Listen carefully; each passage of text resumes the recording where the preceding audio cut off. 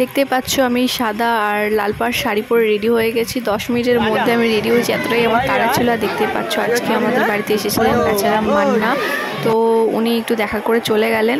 আর তারপর আমাদের এখানে সব জোগাড় যন্ত্র করা হচ্ছিল ঠাকুর পুজোর জন্য। আর ফুল লুকটা আমার দেখতেই পাচ্ছ, তোমাদেরকে একটু দেখলাম। এতটাই ব্যস্ত ছিলাম ঠিকঠাক করে ব্লগ করতে পারিনি, যেটুকু পেরেছি সেটুকু তোমার সাথে শেয়ার করছি। তোমরা পুরো ভিডিওটা দেখতে থাকো, আশা করছি তোমাদের ভালো লাগবে। আর এখানে পুজোয় বসে পড়েছে, কারণ অনেকটাই রাত হয়ে গেছিলো। অন্যবারে আরও রাত হয়, কিন্তু এবার একটু তাড়াতাড়ি, তার থেকেও একটু তাড়াতাড়ি হয়েছে পুজো, ঠিক আছে।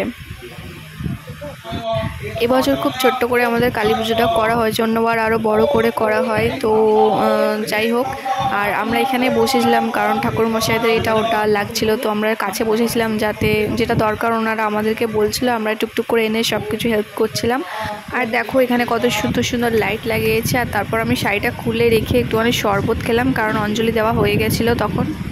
একটুখানি শরবত খাওয়ার পর আমাদের যা মেনু হয়েছিল হচ্ছে নান, তারপর হচ্ছে চানা মটর আর বাসন্তী পোলাও, আলুর দম, এগুলোই ছিল। তো মোটামুটি আমাদের প্রায় 3:30 বেজে গেছে খেতে খেতে, ভীষণ খিদে পেয়ে গেছিলো। তো তারপর আমরা সবাই ভাই বোনরা মিলে খাওয়া দাওয়া করলাম, করে আবার মন্দিরের সামনে বসেছিলাম, কারণ তখনও পুজো চলছে।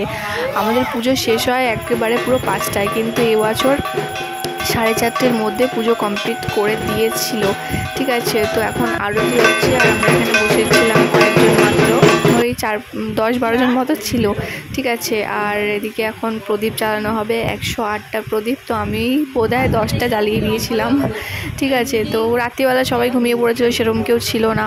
অন্যবার জেগে থাকে, সবাই উঠছে, একবার করে ঘুমাচ্ছে, আবার করে আসছে, ঠিক আছে। তো আমরা সারা রাতে জাগি, প্রত্যেক বছরই আমরা সবাই সারা রাতে জাগি, মানে ভাই বোনরা সবাই সারা রাত জাগি, জেগে পুজো দেখি। আর তারপর হোমের টিপ পরে নিলাম, ঠিক আছে। ঘুমে তো চোখ একদম জুড়ে আসছে, ভাবছি কখন শোবো। তো এখানে হোমও শেষ, ঠিক আছে। তারপর প্রসাদ খেয়ে নিলাম, লুচি, পায়েস, খিচুড়ি। আর তোমাদের দেখিয়ে দিই, দেখো ভোরের আলো ফুটে গেছে, আর আমাদের পুজোও শেষ হলো। এবার ঘুমাতে যাবো। আর আমি এই ব্লগটা এখানে শেষ করছি। কেমন লাগলো জানিও, পরের ব্লগে দেখা হচ্ছে, টাটা।